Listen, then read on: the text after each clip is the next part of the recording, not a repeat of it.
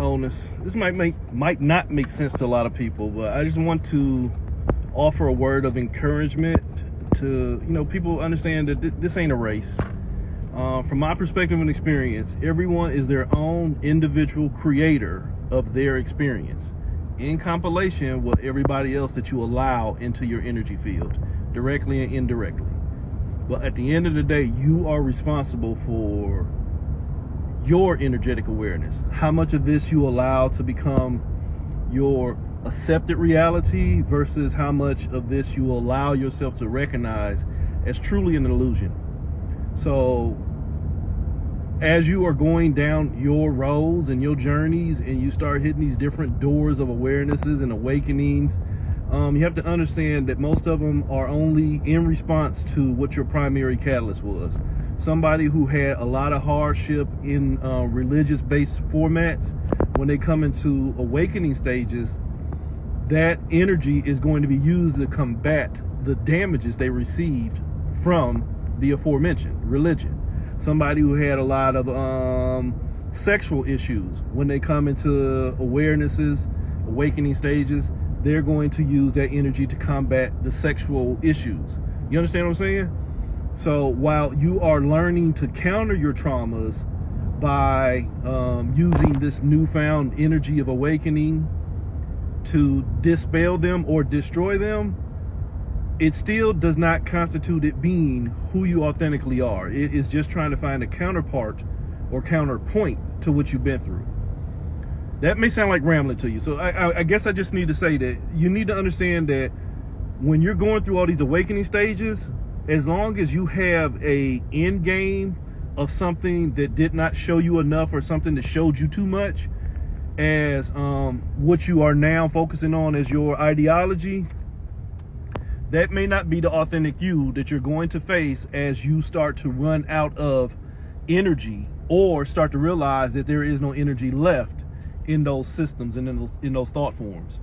So you could be out here calling yourself woke or in an awakening stage for 10 to 20 years, but still have those same toxic and traumatic hang-ups, still fighting those same levels of addictions or releases. And then once you get into another trigger point, like we was talking about on a lot the other day, another trigger point or another awakening phase, the prior awakening phase is going to be totally irrelevant and obsolete towards what your next one is. You shouldn't feel bad about, okay, well, goddamn, I've been doing this all this time and this shit don't make sense to me because the only thing I've been doing is pay attention to XYZ. You should just understand that you invested your time, T-I-M-E, this is my energy. You invested your time into what you thought your primary focus was based off of your primary traumatic thought form. This is where you hear me talk about them 88s and your 10-10 programmings.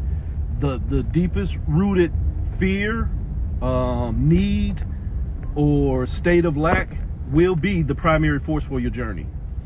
Don't feel bad about getting sidetracked into the rediscovery of you as you try and unravel all the stuff that did not give you proper definition, so to speak.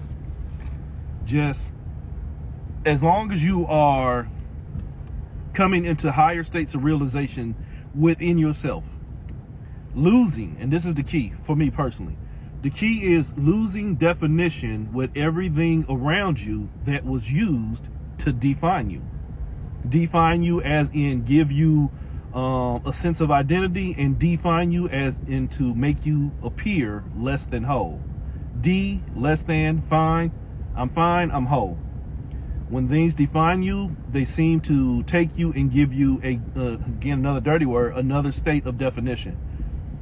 Your whole end game for your quote unquote spiritual journey should be becoming a more authentic you without the need or necessity to respond to others or to other experiences, and just being able to see who you really are so that you can make a better choice.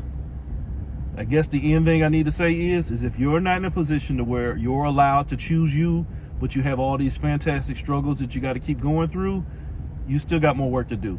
But don't beat yourself up. Just start realizing to where you sometimes will become your biggest fuckery, because the only thing you're investing in is more struggling thought forms. And as I've been telling you for years, in this parasitic existence where the thoughts take all the energy of the thinker, that thought ain't gonna set you free, and that thought will teach you how to keep on thinking for it, so that you no longer realize that you need to think for and as yourself. Just don't give up, but just start to figure out where you're dumping your energy into a fool's errand. And it's not a race. Just make sure that you figure out why you are on the race course altogether. Wholeness and good luck.